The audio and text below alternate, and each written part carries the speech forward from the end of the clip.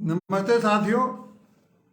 गांव सरकार की 118वीं कड़ी में आज मैं आपसे बातचीत कर रहा हूं और आज एक ऐसे गांव के बारे में मैं बात करूंगा जो भारत में नहीं, एशिया में पहला गांव है जिसको कि हरित गांव मतलब ग्रीन विलेज के नाम से एशिया में पहला गांव है, पहले नंबर का गांव है जिसे हरित गांव के नाम पर मान्यता मिली है।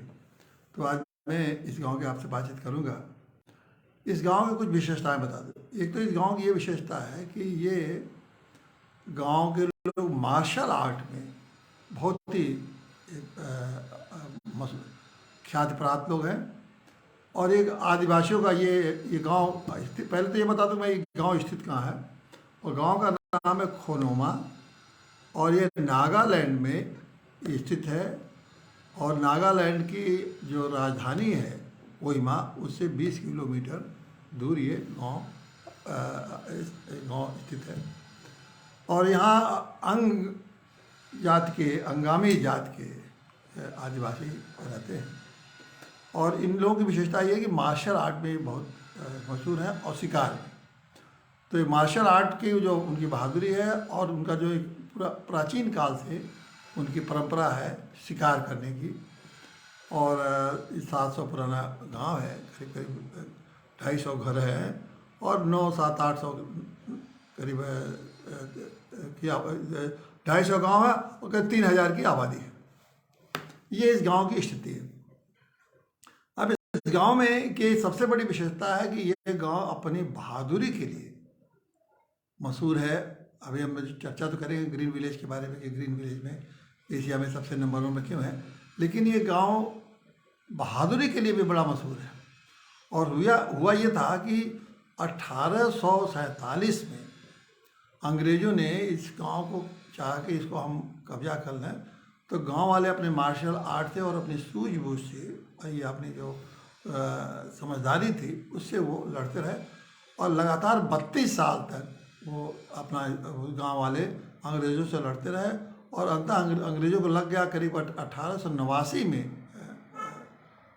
उनको कब्जा उस गांव का मिला। तब उनके अंडर ये अंग्रेजी शासन के अंदर में ये गांव स्थापित आ पाया। तो देखिए ये उनकी बहादुरी का है और ये उनकी संघर्षशीलता का ये परिणाम है।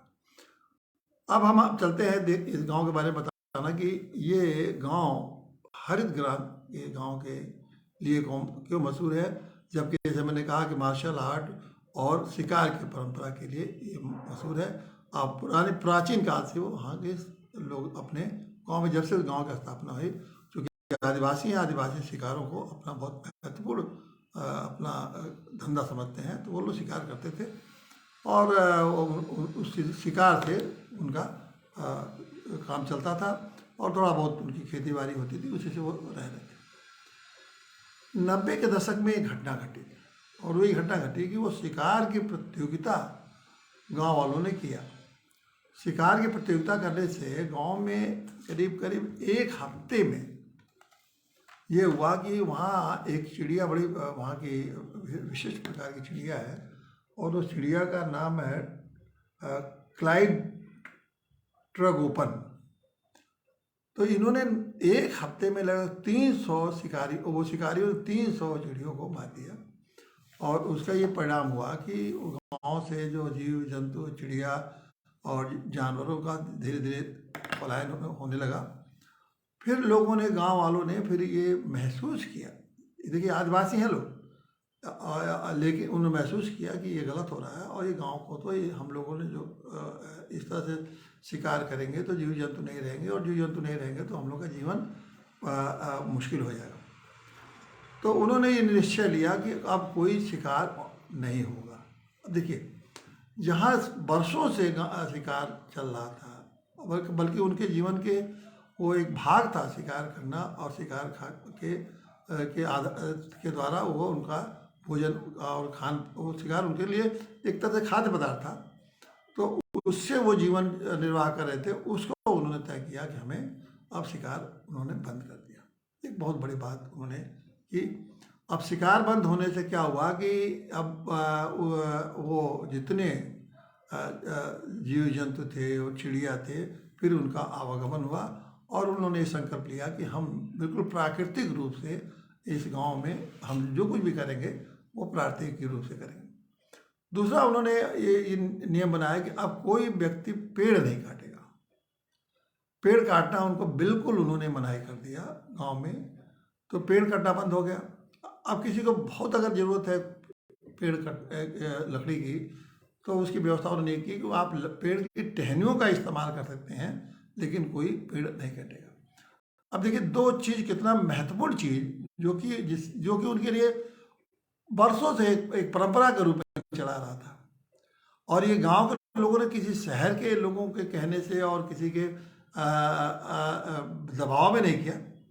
गांव के लोगों ने खुद ही निर्णय लिया कि ये हम नहीं करें।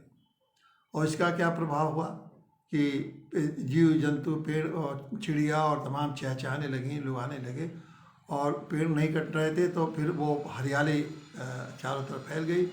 और चूँकि नागालैंड पहाड़ियों से घिरा है, झरने हैं पहले से वहाँ है, तो जो उनका सुंदरता उनका नष्ट हो रही थी, वो सारी अपनी उन्होंने सुंदरता प्रकृति के साथ जोड़ के उस सुंदरता को उन्होंने बहाल किया।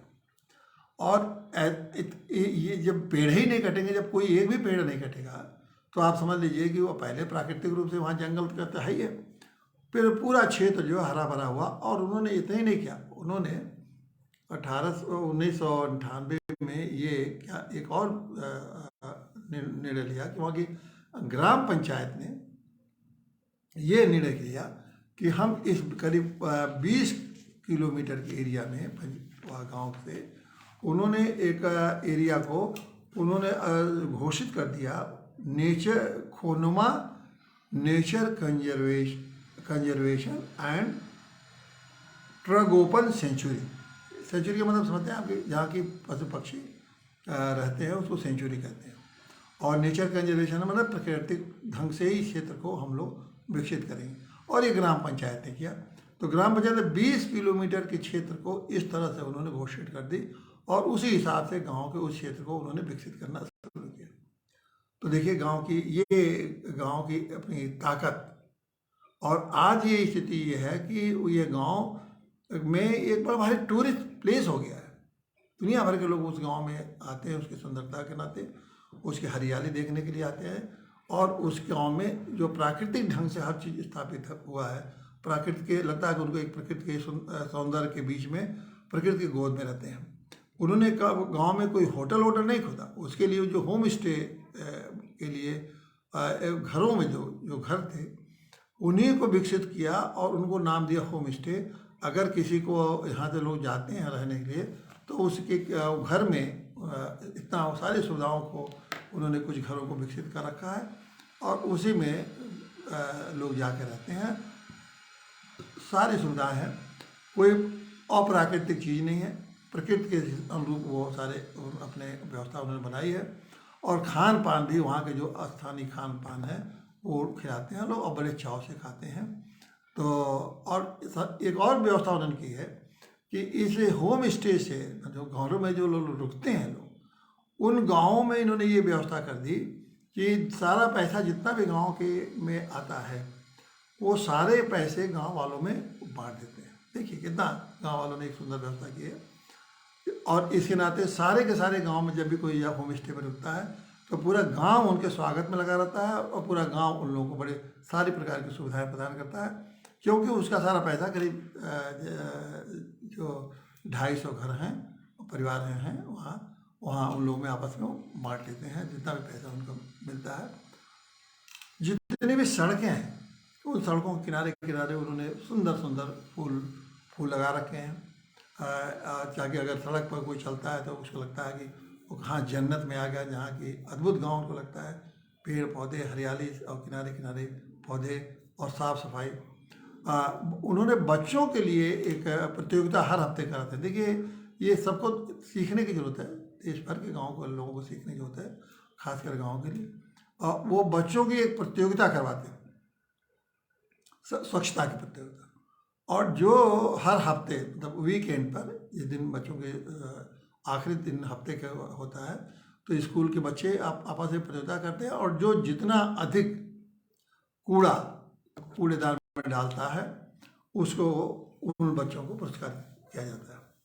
तो बच्चों के का पूरा इन्वॉल्वमेंट हो गया, और बच्चे इतनी सफाई गांव के, चूँकि हर बच्चे का इन्वॉल्वमेंट है, तो बच्चे का इन्वॉल्वमेंट होगा तो समझ लीजिए कि उनके परिवार का भी इन्वॉल्वमेंट होगा। परिवार का इन्वॉल्वमेंट मतलब और भी जो लोग न चाहते हुए भी देख रहे हैं कि बच्चे इतना रुचि से काम कर रहे हैं, सफाई काम में लगे हुए हैं, तो पूरा का पूरा गांव सफाई में लगा रहता है। तो एक सफाई अपने आप पूरा सफाई चलता रहता है, जगह जगह कूड़ेदान बने हुए हैं, और एक सुंदर वातावरण के साथ साथ एक बिल्कुल स्वच्छ वातावरण भी उस गांव के लोगों ने अपने गांव में बना रखा है। तो फिर मैं कहूँगा कि ये सारी व्यवस्था गांव वालों ने खुद किया है। कोई ऐसी व्यवस्था नहीं है जो सरकारी व्यवस्था के नाते चल रहा हो, या कोई ऐसी व्यवस्था नहीं है जो किसी के दबाव के नाते कर रहा हो, या कोई बाहर से आके ऐसा कर रहा हो। गांव वालों ने सारी व्यवस्थाएं अपनी खुद बनाई। तो ये गांव का एक उदाहरण, नागालैंड के एक ऐसा गांव है जिसमें कि स्वतः गांव के लोगों ने अपने गांव को एशिया का सबसे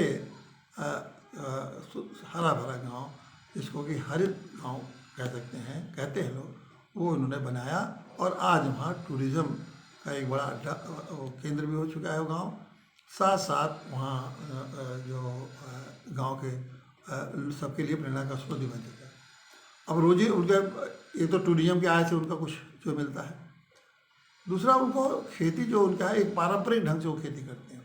धान की खेती हुई, सीढ़ीदार धान, पहाड़ी एरिया है तो आप जानते हैं पहाड़ी एरिया में वही सीढ़ीदार बना के धान की खेती होती है, धान की भी खेती करते हैं। साथ साथ कुटीर उद्योगों के मामले में वहाँ जितने भी हर घर में कोई न कोई कुटीर उद्योग है।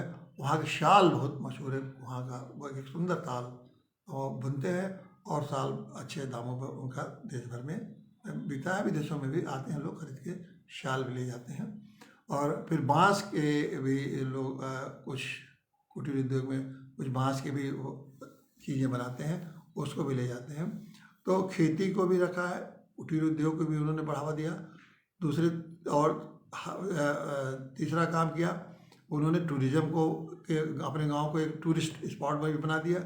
तो इस तरह से सारे गांव के लोग अपने प्रयत्नों से अपने गांव को इस तरह से बनाए हैं कि एक बहुत सुंदर वातावरण, मतलब एक आनंदमय, और सब गांव वाले खुश भी रहते हैं।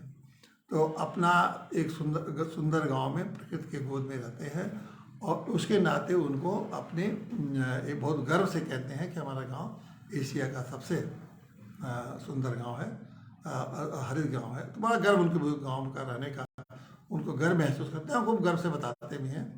और जिन टूरिस्टों को जो भी कोई टूरिस्ट आता है तो पूरा गांव उनको बहुत स्वागत सम्मान देता है और घुमाता है गांव के, देखिए हमारे गांव में ये चीज़ें एक चीज़ दिखाता है, और लोग उसको बहुत पसंद करते हैं। तो और उन्होंने उसके नाते उनके जब बाहर से लोग आते हैं तो उनके बनाए हुए जो उत्पाद हैं उसको वो लोग खरीदते भी हैं, तो उनकी आय भी होती है, और खेती के जो साधन है उसका भी है। और वो नेचुरल खेती करते हैं, जो प्रकृति से जो ये खाद वाली खेती नहीं करते हैं, जो केमिकल फर्टिलाइजर वाली, प्राकृतिक खेती करते हैं, पारंपरिक खेती करते हैं। तो ये गांव एक नागालैंड का गांव इसलिए जाना जा रहा है आजकल एशिया में कि सबसे हरित गांव है। तो मैं देखिए, फिर मैं अब आता हूँ वो जो बार बार मैं बात करता हूँ कि हमारे देश में बहुत सारे जो गांव हैं, उन लोगों ने, वहाँ के रहने वाले लोगों ने उन गांवों को अपने अपने परिस्थितियों के अनुरूप, अपनी ज़रूरतों के अनुरूप, अपने संसाधनों के अनुरूप, अपने जो संकल्प लिया उन्होंने उसके अनुरूप गांव को कहाँ से कहाँ पहुँचा दिया। तो इसलिए ये जो कहा जाता है कि गांव के लोग मूर्ख हैं, कुछ नहीं जानते हैं, कुछ नहीं कर सकते हैं, भ्रष्ट हैं, बेईमान हैं, और ये अगर उनको अधिकार दे दिया जाएगा तो गांव को सारा सरकार का पैसा लूट लेंगे, ये कितनी मिथ्या बातें कह के, और गांव, हमारे भारत के गांव को किस तरह से ये सरकारी तंत्र और नेतागिरी का तंत्र किस तरह से बर्बाद करने में लगे हुए हैं। तो मैं बार बार देखिए, मैंने अब दर्जनों गांव के बारे में आपको बताया, आखिर में ये गांव भारत के हैं। और जितने भी गांव की मैंने चर्चा किया, कोई गांव ऐसा नहीं है जिसको कि सरकार के बूते पर ये गांव इतने खूबसूरत बन गए। सरकार के बूते पर तो प्रधानमंत्री नरेंद्र मोदी जी ने कहा था कि हर सांसद एक गाँव ले अडॉप्ट करेंगे, गोद लेंगे। एक भी गांव, जितने गांवों की मैंने चर्चा की, संसदों के लिए गए गांव एक भी भारत के प्रेरक गांव नहीं बन पाए न, एक भी गांव। इतने सांसद हैं, 2014 से मोदी जी ये योजना चलाए हैं कि सांसद लोग गाँव ले लें। और कितने सांसद इस सालों में, 10 सालों में आए होंगे, चले गए, लेकिन ये सांसद एक भी गांव ऐसा नहीं बना पाए जिसको कि आप कहें कि ये गांव का कोई स्थान भारत के उन गांवों में है जो गांव कहीं सबसे आय वाले गांव बन चुके हैं, जो सबसे सुंदर गांव बन चुके हैं, जो सबसे स्वच्छ गांव बन चुके हैं, जो गांव पर्यावरण के मामले में सर्वश्रेष्ठ बन चुके हैं। तो उस स्तर पर एक भी गांव इन सांसदों के द्वारा नहीं बनाया जा सकता। अब आप देखिए, तो अब ये तो बात साफ हो गई ना कि सरकारी तंत्र से गांव का विकास, जिस स्तर का विकास होना चाहिए उस स्तर का नहीं हो सकता। तो ये तो स्पष्ट हो गया ना। मैं तो अभी तमाम गाँव के बारे में आपको बताऊंगा। और ये ऐसे लोग, ये जब गांव के बारे में जब मैं बताता चला जा रहा हूँ, इसीलिए कि आप समझिए कि ये मत समझिए कि हम भारत के गांव सब ऐसे ही है और भारत के गांव स्वर्ग नहीं बन सकते। मैं यही बताना चाहता हूँ कि भारत के गांव स्वर्ग बन रहे हैं और अपने प्रयत्नों से बन रहे हैं। तो इसीलिए इन लोगों के मुंह पर तमाचा है कि देखिए अपने प्रयासों से ये गांव कहाँ से कहाँ पहुँच रहे हैं और क्या कर रहे हैं। लेकिन अब उन गाँवों को में, इन गाँवों के लोग हैं, अब इन गाँव में निश्चित रूप से कोई न कोई उनको प्रेरित करता होगा, कोई इनको आगे बढ़ता होगा, कोई न कोई लोग ऐसे में कहते होंगे, गांव के या सारे गांव के लोग मिल बैठ के अपना निश्चय करते होंगे। जैसे मैंने पिछले बार बताया कि किस तरह से महिलाओं ने एक गांव का कायाकल्प कर दिया। फिर मैंने कहा कि एक बार ये भी चर्चा कर दी कि एक NGO ने भी गांव वालों से मिलकर उस गांव का कायाकल्प कर दिया। तो ये सारे चीज़ें लोग जो मिल के, जब गाँव वाले मिल के कर रहे हैं, तो अगर इन गाँव वालों को आप पूरा का पूरा अधिकार दे दें, जैसा कि संवैधानिक व्यवस्था है कि इनको 29 विभाग दे दें, इनको संसाधन दे दें और उनको अपने ढंग से अपने गांव को विकसित करने का अवसर देने लगे, तो देखिए हम ही नहीं कहते कि 100% गाँव विकसित हो जाएंगे। लेकिन जब उनको आप अधिकार देंगे तो वो जो एक जब उनके अंदर ये होगा कि हमें, जब ये इन गाँव के बारे में सुनेंगे, जिन गाँव के बारे में मैं बता रहा हूँ, अगर मान लो उनका पूरा का पूरा अधिकार हो जाएगा, तो इन गाँव के बारे में जब सुनेंगे, जो कभी सुनेंगे वो ध्यान देंगे, इधर लोग देखेंगे ये गाँव कर सकते तो हम क्यों नहीं कर सकते हैं, हमारे पास भी संसाधन है, हमारे पास सुविधाएं मिल गई हैं, हमारे पास भी अधिकार मिल गए, तो हम कोशिश करते हैं, हम करेंगे। धीरे धीरे धीरे धीरे भारत का एक एक गांव आगे बढ़ेगा, एक एक गांव एक दूसरे गांव से प्रेरित होगा और प्रेरित होकर अपने गांव को एक तरह से बेहतर, श्रेष्ठ से श्रेष्ठ बनाने की कोशिश करेगा। और जब उस तरह बनाने की कोशिश करेगा तो फिर ये काम के सब चीज़ें होंगी। वहाँ रोजगार मिलेगा, वहाँ पर्यावरण बेहतर होगा, वहाँ प्रकृति की जो हमारी भारत की जो प्राकृतिक संपदा है उसकी संरक्षण होगा, हमारे जीव जंतु वहाँ रहेंगे, हमारे चिड़ियाएँ रहेंगी, हमारे वातावरण में सुंदरता रहेगी, सौंदर्य रहेगा और सबसे बड़ी बात है रोजगार मिलेगा। जब सबको पास कोई न कुछ करने के काम हो जाएंगे तो फिर रोजगार के लिए गांव छोड़ के किसी को जाने की जरूरत नहीं पड़ेगी, सबके पास रोजगार होगा, तो रोजगार भी सबके पास हो जाएगा। तो ये जो व्यवस्थाएं हैं ये जभी शुरू होगी जबकि आप उनको अधिकार देंगे। दो चाम आपने कर लिया कि सरकारी तंत्र फेल हो गया, तभी तो सरकारी तंत्र से गाँव विकसित नहीं हुए। तो क्या किया आपने कहा कि हर गाँव को आप सांसद महोदय लोग गोद लेंगे। वो गोद वाले भी गांव फेल हो गए। एक भी, जैसे मैंने कहा, एक भी सांसद गांव को कोई ऐसा विशिष्ट गांव नहीं बना पाए जो कि भारत के लिए प्रेरक गांव बन सके। एक भी गांव ऐसा नहीं है जो कि प्रेरणा के स्रोत बन सके, जिसको देख के लोग नकल करके अपने गांव को विकसित करें। तो ये भी फेल हो चुका है।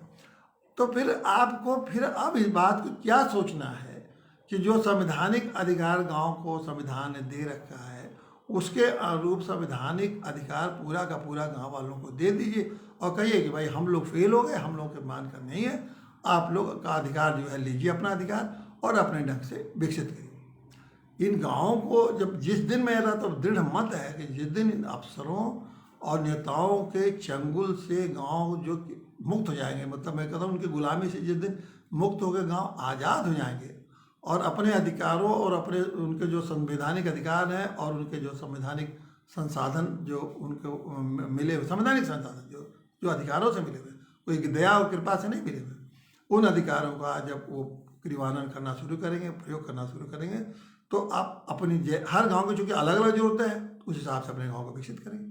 अभी जो सरकारी तंत्र है और ये तंत्र है जो नेताओं का तंत्र है, वो तो हर बार एक बैठ के लखनऊ में उत्तर प्रदेश लखनऊ में या किसी प्रदेश की राजधानी में बैठ के और एक प्लानिंग बनाएगा और सब गांव में लागू करेगा और कहेगा इसका नाम दे देगा, किसी को स्मार्ट गांव, किसी को लोहिया गांव, किसी को अम्बेडकर गांव, किसी को गांधी गांव, किसी को नानी गांव, किसी को काकी गांव, किसी जो भी मन करे नाम रखते जाएंगे। उसके बाद कोई नेता प्रधानमंत्री मर जाएगा तो उस प्रधानमंत्री के नाम पर गाँव रखेंगे। खैर जिंदा भी प्रधानमंत्री के नाम पर रख सकते हैं कि कभी इस प्रधानमंत्री के नाम, कभी जिंदा मुख्यमंत्री या मरने के बाद मुख्यमंत्री, यही सब करेंगे और वो कर करके पैसा भेजेंगे और वो सारे पैसे इधर से जाएगा और उधर से उसकी लूट खसोट और बेमतलब की योजनाओं में खर्च करेंगे और गांव वाले देखते रहेंगे और गांव वाले देख देख के उसको कुटते रहेंगे और अंत में वो सारा पैसा आकर लूट के खा पी के चले जाएंगे और गांव वहीं का वहीं एक बेगाना, अपने ही देश में बेगाने के रूप में गांव पड़ा पड़ा अपनी तकदीर को रोता रहेगा और अपने भाग्य पर रोता रहेगा कि हम लोग गाँव में रहते हैं, हम लोग के भाग्य में यही लिखा है कि हम पिछड़े रहे, भिखमंगे रहे, नेताओं के और अधिकारियों के सामने हाथ जोड़ते रहे, हमारे जीवन में यही लिखा है और इस तरह जीवन काट देंगे और मर जाएंगे, ख़त्म हो जाएंगे, अपने भी जाएंगे और पीढ़ियाँ दर पीढ़ियों को भी ख़त्म करते चले जाएंगे। इसी चीज़ को हम बदलना चाहते हैं और बार बार हम कह रहे हैं, लेकिन मैं जानता हूँ कि मेरे लाख कोशिश करने के बाद ये तंत्र जो है, जो सरकारी तंत्र है जिसमें नेता और अधिकारी हैं, ये कभी गांव को सरकार को बनने नहीं देगी। इसलिए गांव सरकार को अगर हम लोगों को बनाना है तो इसलिए हर व्यक्ति को जो गांव में रहता है उसको खड़ा होना पड़ेगा और कैसे खड़ा होना पड़ेगा ये मैं बार बार बता चुका हूँ, बार बार दोहराने की जरूरत नहीं है।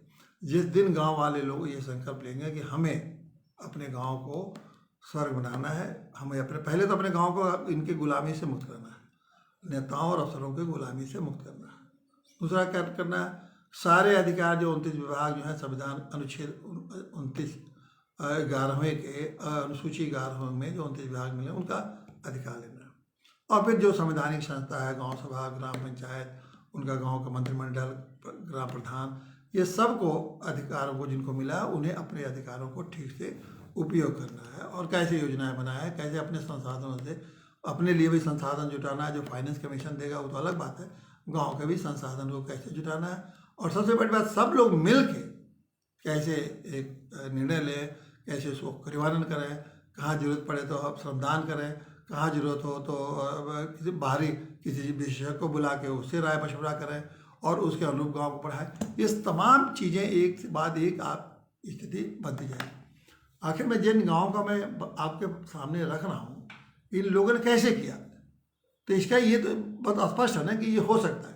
अब जब हो सकता है तो अगर एक गांव कर सकता है तो हिंदुस्तान का, भारत का हर गांव कर सकता है और भारत का अगर हर गांव कर सकता है तो फिर उन गाँव को आप क्यों नहीं अधिकार दे रहे हैं?